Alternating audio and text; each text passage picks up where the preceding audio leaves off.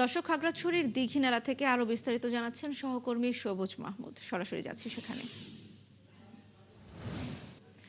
সবুজ, পর্যটকদের নিরাপদে সরিয়ে নেওয়া গেছে কিনা এবং আবহাওয়া অফিস কি বলছে দুর্যোগপূর্ণ আবহাওয়া নিয়ে, জানাবেন।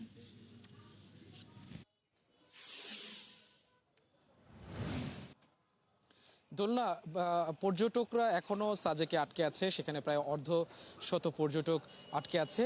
তো যাদের খুব বেশি জরুরি তাদেরকে অনেক পথ হাঁটিয়ে, তারপর নৌকায়, কিছু পথ গাড়িতে, এইভাবে করে দুই একজন পর্যটক আসা শুরু করেছে। তবে বৃষ্টি যদি না হয় তাহলে এই এই অবস্থার যদি একটু উন্নত হয় তাহলে কালকে থেকে পর্যটকরা অগ্রাধিকার ভিত্তিতে কিছু পর্যটক এসে যাবে। তবে তাদের আসতে কিন্তু খুবই বেগ পেতে হবে। 3 থেকে 4 কিলোমিটার কোনো কোথাও কোথাও রাস্তায় হাঁটতে হবে, পাহাড়ি পথ হাঁটতে হবে, তারপর কিছু দূর গাড়িতে আসবে, আবার কিছু দূর নৌকায় বা ট্রলারে করে আসার কথা আমরা জানতে পেরেছি, যারা সেনাবাহিনী আছেন বা অন্যান্য প্রশাসন আছেন তাদের মাধ্যমে আমরা জানতে পেরেছি। তো পর্যটকরা এখনো আটকে আছে এবং আমি চেষ্টা করেছিলাম যে সাজেকের যে পথটা আছে দীঘিনালা থেকে যাওয়ার জন্য, কিন্তু আমি কিছু দূর যাওয়ার হলে বাঘাইঘাট নামে একটি জায়গায়, সেখানে কিন্তু আমি, এবং মেরুং নামে আরেকটি জায়গায়, সেখানেও কিন্তু গিয়ে আমি দেখেছি যে রাস্তা তারপরে আর যাওয়া যাচ্ছে না এবং রাস্তায় পানি উঠে গেছে। মানুষজন,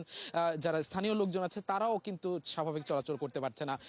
এবং আমি কয়েকটি আশ্রয়কেন্দ্রেও গিয়েছি। আশ্রয়কেন্দ্রগুলোতে মানুষজন এখনো আছে, তারা বাড়িঘরে চিন্তায় আছেন, তারা আসবাবপত্র রেখে আসছেন, কেউ হয়তো কিছু নিজে নিত্যদিনের কিছু ব্যবহার্য জিনিসপত্র নিয়ে আশ্রয়কেন্দ্রে এসে ঠাঁই নিয়েছেন। এবং আশ্রয়কেন্দ্রে বাংলাদেশ সেনাবাহিনী এবং স্থানীয় প্রশাসন এই ত্রাণ সামগ্রী বিতরণ করছেন এবং ত্রাণ সামগ্রী গ্রহণ করে তারা কিছুটা সার্ভাইভ সেখানে করছে। এবং প্রশাসনের পক্ষ থেকে পাহাড়ের পাদদেশ থেকে সরে যাওয়ার জন্য কিন্তু সতর্ক করেছে যে অতিবৃষ্টি যদি আবারও হয় তাহলে কিন্তু পাহাড় ধসের আশঙ্কা আছে এবং এতে দুর্ঘটনা ঘটার সম্ভাবনা আছে।